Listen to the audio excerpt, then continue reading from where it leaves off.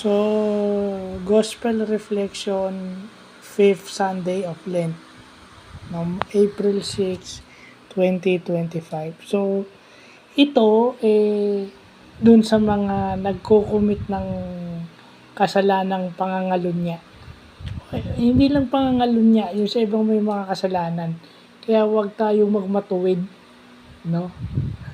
Dito natin makikita na lahat ng tao may kasalanan, whether maliit o malaki ang kasalanan mo, may kasalanan ka pa rin. Kaya walang taong sasabihin mo tuwid sila. Sinabi ko nga sa Batang Quiapo, di ba? Pag masyado kang matuwid, wala kang mararating kasi yung pagiging matuwid mo, yan din ang magdadala sa'yo sa kapahamakan. O yan, si Rigor de Magiba. Ayaw niya na matuwid daw siya. Pero anong ginawa niya no sa episode ng Batang Quiapo kahapon? Nang hold up. O, di ba? So, yun. No? Ito yung gospel na kung saan babatuhin nila yung isang babae na nakti, caught in adultery kasi ang punishment nun, stone to death. Pero sinabi ni Lord, kung sino man sa inyo walang kasalanan, ang siyang bumato. O, hindi naman sinabi ni Lord na wag batuhin. O, kung sino sa inyo walang kasalanan, yun ang bumato. So, ibig sabihin nun, sabi nga ni Father Joel, si Lord lang ang pwedeng bumato ron dahil si Lord lang yung walang kasalanan.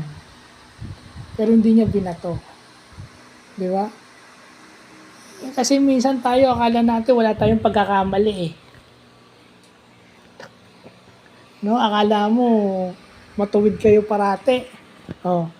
Akala nyo kayo yung akala nyo wala kayong ginawang kalokohan o hindi kayo gumawa ng kalokohan sa magulang nyo. Yung sinasabi nyo, hindi ko sinasagot-sagot yung magulang ko. Hindi ka nga sumasagot. Pero sigurado kang wala kang ginawang mali sa magulang mo ever in your life. Oh.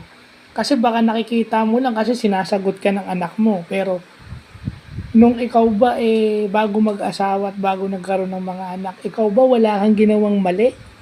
O hindi ka ba nagrebelde kahit palihim sa magulang mo? I doubt. Huwag kayong magmalinis. Di ba? Baka kaya kayo na ipakasal ng maaga dahil sa kapusukan nyo. Kasalanan sa magulang yun. Yeah? So yun. At alam naman natin ang pangangalot niya, isang malaking kasalanan. Sabi nga ni Father Joel, para daw yung sibuyas, may layers.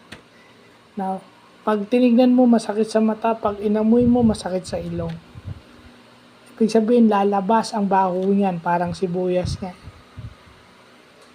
Unhappy sila at sila selfish. Hindi sila makontento.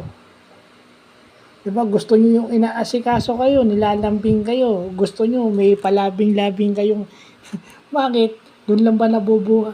Hindi ibig ko sabihin kasi although meron kayong mga ganyang desires, pero napipigil naman yan eh. Kung talagang mahal nyo yung pamilya nyo, napipigil yung mga ganyan. At hindi yan basta-basta pinapayagan. So, yun lang ang iiwan kong mensahe sa inyo. Dahil magkakwaresma na, kayo ba walang naging kasalanan ever in your life? Kasi lagi nyo lang nakikita yung matigas na ulo yung anak.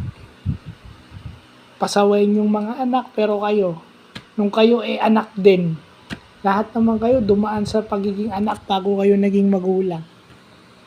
Oh. So, yun lang po.